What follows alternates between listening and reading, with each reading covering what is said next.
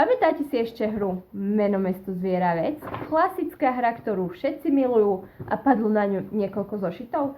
Dnes vám predstavím našu...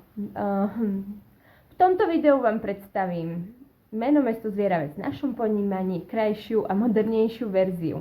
Malý nezbedník totiž to vytvoril takýto nádherný dizajn tejto hry.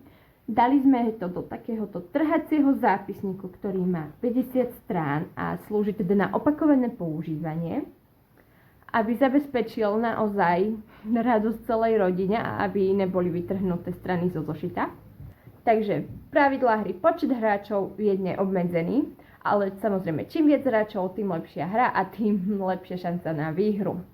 Čo sa týka tejto hry, dole nájdete písmenkovú abecedu, čo je jednoduchšie, takže nemusíte v hlave premýšľať, ale jednoducho budete ukazovať, druhý hráč vás stopne, vyberie sa písmenko.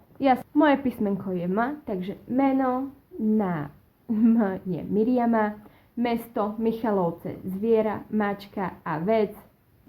A vec môže byť napríklad mydlo.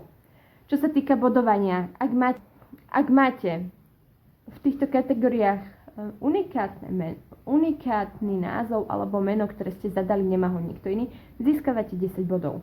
Ak sa však vaše odpovede zhodujú s viacerými, získavate iba po 5 bodov. Vyhráva ten hráč, ktorý má najviac bodov. Poďte tam, kupujte a posielame k vám s láskou domov zabalené.